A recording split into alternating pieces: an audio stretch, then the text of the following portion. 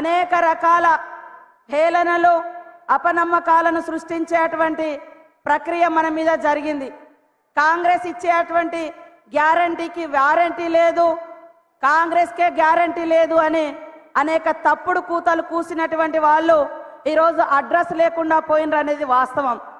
కాంగ్రెస్ అంటేనే అది స్వతంత్ర ఉద్యమమైన సంక్షేమ రాజ్యమైన ఇందిరమ్మ కలలను, నెహ్రూ గారి కలలను, గాంధీ గారి కలలను నిజం చేసేటువంటి పార్టీ అని నిరూపించడానికి కాంగ్రెస్ పార్టీకి ఎంతో కాలం పట్టలేదని చెప్పడానికి మాకు ఎలాంటి భేషజాలు లేవు అని ఈ సందర్భంగా తెలియజేస్తా ఉన్నాను.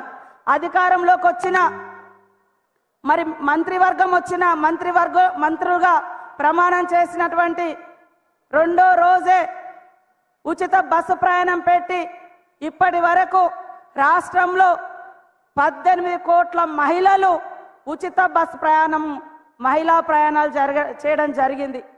వాటితో పాటు ఈరోజు మహిళల మీద పడుతున్నటువంటి ఆర్థిక భారాన్ని తగ్గించడం కోసం ఏదైతే గ్యారంటీ స్కీమ్లలో పెట్టినటువంటి 500కే గ్యాస్ సిలిండర్ కానీ 200 యూనిట్ల ఉచిత విద్యుత్ కానీ ఈరోజు ఇచ్చి ఆయా పేద కుటుంబాల యొక్క ఆర్థిక భారాన్ని తగ్గించడం కోసం ఇవాళ కాంగ్రెస్ ప్రభుత్వం సీఎం రేవంత్ రెడ్డి గారి ఆధ్వర్యంలో ఉన్నటువంటి క్యాబినెట్ అంతా కూడా మరి ముందుకొచ్చి అనేక ఆర్థిక సంక్షోభాలు ఉన్నప్పటికీ వాటన్నింటినీ అధిగమించి రాష్ట్ర ప్రజలకు ఇచ్చినటువంటి మాటను నిలబెట్టుకుంటూ ముందుకొస్తుంటే ఓర్వలేకపోతున్నటువంటి పరిస్థితి ఈరోజు బీఆర్ఎస్ బీజేపీ ప్రభుత్వాల పక్షాలది.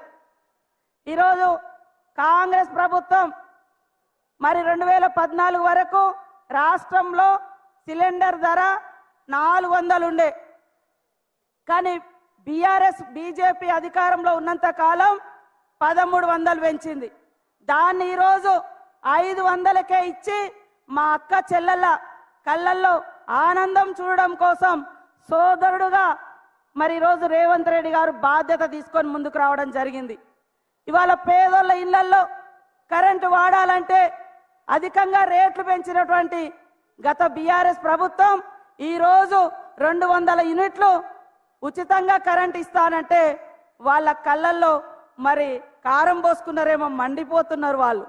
మహిళలకు ఉచితంగా బస్సు ప్రయాణం అంటే కూడా ఆటో సోదరులను రెచ్చగొట్టి రకరకాల కుట్రలు చేసి మనం ఇచ్చినటువంటి గ్యారంటీ పథకాలన్నీ కూడా ఆపాలని ప్రయత్నం చేస్తూ ఉన్నారు. పైకేమో అమలు చేయండి, ఇంకెప్పుడు చేస్తారని డ్రామా చేస్తున్నారు. కానీ లోపటేమో ఇది అమలు కాకుంటే బాగుండు, ఇది అమలు కాకుంటే బాగుండు అని ఇలాంటి కుట్రలు వాళ్ళ యొక్క అధికారం పోయిన తర్వాత చాలా తీవ్రమైనటువంటి అసహనానికి గురవుతున్నటువంటి పార్టీలు బీజేపీ బీఆర్ఎస్ అని సందర్భంగా తెలియజేస్తా ఉన్నాను.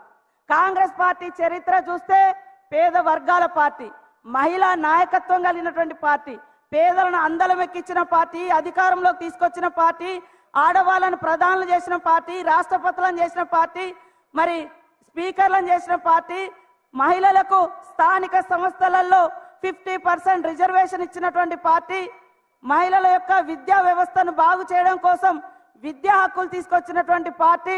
ఈరోజు మహిళలకు స్వయం సేవక సంఘాలు ఇంత పటిష్టంగా అమలవుతానికి కారణం ఆ రోజు 1992లో మరి మహిళా గ్రూపులను ఏర్పాటు చేసి ఆర్థికంగా బలోపేతం చేయడం కోసం మహిళా సంఘాలను సంఘటితం చేసిన పార్టీ కాంగ్రెస్ పార్టీ. ఆర్థికంగా, రాజకీయంగా, సామాజికంగా ఆడవాళ్ళు ముందంజలో ఉన్నప్పుడే సమాజం బాగుంటదనేటువంటి లక్ష్యంతో కాంగ్రెస్ పార్టీ ఆనాటి నుంచి ఈనాటి వరకు స్వతంత్ర ఉద్యమంలో కానీ, సంక్షేమ రాజ్యంలో కానీ, మరి చట్టసభల్లో కానీ, గ్రామ సర్పంచ్ల కాడి నుంచి వార్డు మెంబర్ల వరకు అన్ని రంగాలలో బలోపేతం చేసినటువంటి పార్టీ కాంగ్రెస్ పార్టీ. అదే గత ఉన్నటువంటి ఈ పార్టీలు బీజేపీ బీఆర్ఎస్ పార్టీలు మహిళలు అంటే మరి కేవలం ఓటు బ్యాంకుగా వాడుకొని ఆ రోజు కాంగ్రెస్ ప్రభుత్వం మహిళల కోసం అభయాస్తం తెస్తే ఆ డబ్బులను కూడా వాడుకున్నటువంటి దారుణమైన చరిత్ర గత ప్రభుత్వాలది.